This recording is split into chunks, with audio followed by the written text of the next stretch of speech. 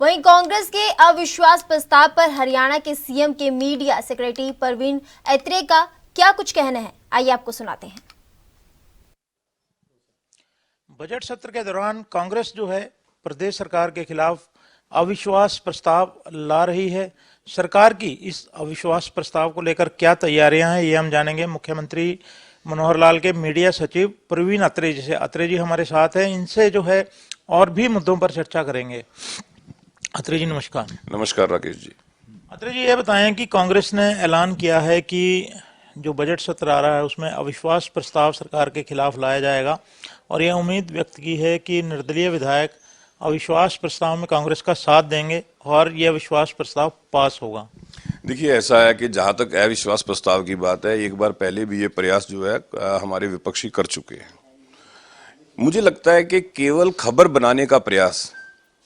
अखबारों की हेडलाइन बनने का प्रयास विपक्ष के द्वारा किया जाता है, क्योंकि जिस अविश्वास प्रस्ताव का जिक्र भूपेंद्र सिंह हुड्डा साहब कर रहे हैं, पहले तो उनको जनता को ये बताना चाहिए कि जब वो सत्ता में थे उस वक्त हरियाणा प्रदेश की क्या स्थिति थी और आज जब मनोहर लाल जी ने सत्ता संभाली, एज ए मुख्यमंत्री काम करना शुरू किया, तो हरियाणा ने जो प्रगति की, जो तरक्की की, किसी भी क्षेत्र की बात करें, अगर आर्थिक क्षेत्र की बात करते हैं, पर कैपिटा इनकम पहले से दुगने से ज्यादा हो गई, जीएसडी भी पहले से 4 गुना से ज्यादा हो गई, किसान भाइयों की 14 फसलें एमएसपी पे खरीदनी शुरू कर दी। तो हुड्डा साहब को पहले किसान भाइयों को यह बताना चाहिए कि जब वो मुख्यमंत्री थे, धान और गेहूं के अलावा अन्य फसलों पे किसानों को एमएसपी का लाभ क्यों नहीं मिल रहा था। उनको यह भी बताना चाहिए कि जब वो मुख्यमंत्री थे, हरियाणा प्रदेश का बजट जो मात्र 38,000 करोड़ रुपए था, आज मुख्यमंत्री मनोहर लाल के नेतृत्व में पिछला बजट 1,85,000 करोड़ रुपए से ज्यादा का कैसे हो गया। हरियाणा ने औद्योगिक तरक्की जो की है, हमारा एक्सपोर्ट पहले 53,000 करोड़ रुपए का था, आज 2 लाख करोड़ रुपए से ज्यादा का कैसे हो गया। तो भूपेंद्र सिंह हुड्डा केवल एक अखबारों की खबर बनने का प्रयास है, इससे ज्यादा कुछ नहीं है। ये बातें जो हैं मुख्यमंत्री जी अपने संबोधन के दौरान भी सदन में दोहराएंगे, लेकिन इसका जो आपने बताया कि अखबारों में सुर्खियां बनने का प्रयास है, लेकिन फिर भी प्रत्यक्ष रूप से, तथ्यात्मक रूप से जो है,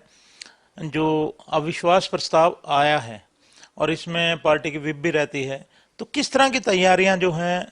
आपके लोग जो हैं पार्टी के लेवल पे और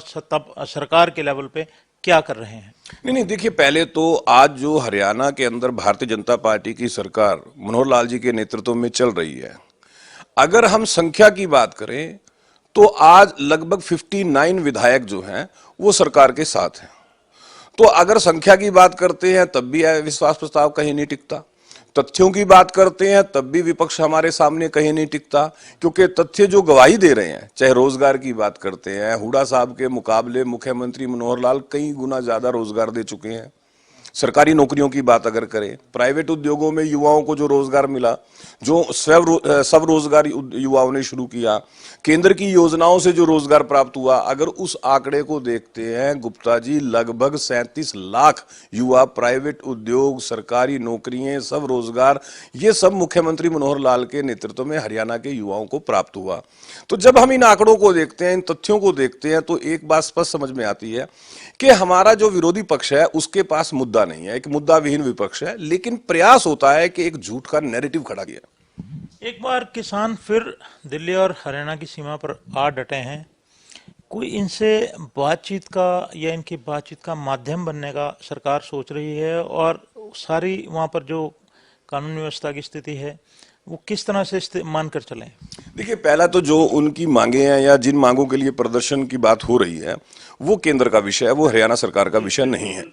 तो बाकायदा कल ही चंडीगढ़ में केंद्र सरकार के 3 मंत्री बाकायदा बैठ के जो किसान यूनियंस इस प्रदर्शन की कॉल दे रहे हैं, उनके नेताओं से बातचीत हुई है और जो बाद में जानकारी मिली है वो ये थी कि बहुत सौहार्दपूर्ण वातावरण में बड़े पॉजिटिव वे से वो बातचीत हुई है। तो स्वाभाविक है, सरकार, केंद्र सरकार जो बातचीत कर रही है या केंद्र सरकार की तरफ से जो कदम उठाए जा रहे हैं, हमें ये मान के चलना चाहिए कि ये वो सरकार है, ये देश में आज वो प्रधानमंत्री है, प्रदेश में आज वो मुख्यमंत्री है जिनकी प्राथमिकता के अंदर खेती और किसान पहली सूची में है। चाहे आप हरियाणा की बात करें या केंद्र की बात करें, 2014 के बाद किसान भाइयों के लिए जो योजनाएं सरकार ने शुरू की, अकेले हरियाणा में लगभग 54 योजनाएं किसानों के हित में 2014 के बाद शुरू की गई हैं। केंद्र सरकार लगातार प्रधानमंत्री किसान सम्मान निधि, किसान मानधन योजना, जो इंप्लीमेंट्स पे सब्सिडी योजना, तो इस तरह की अनेकों योजनाएं केंद्र सरकार ने चला रखी हैं, हरियाणा सरकार ने चला रखी हैं, जिसका लाभ हमारे किसान भाई उठा रहे हैं। तो किसान भाई हमारी प्राथमिकता सूची में पहले पायदान पे है। और मुझे लगता है कि जब केंद्र सरकार की तरफ से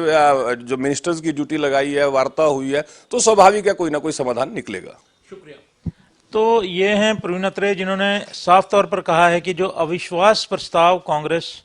सदन में ला रही है आगामी बजट सत्र के दौरान, उसका हशर जो है इन्होंने संख्या बल पर बताया कि सत्ता पक्ष के साथ 59 विधायक हैं, उसका कुछ होने वाला नहीं है। इसके साथ साथ इन्होंने ये भी कहा कि कांग्रेस का मात्र एक अखबार की सुर्खियां बनने का प्रयास भी है। एएनबी न्यूज के लिए चंडीगढ़ से कैमरामैन रिजवान के साथ राकेश गुप्ता।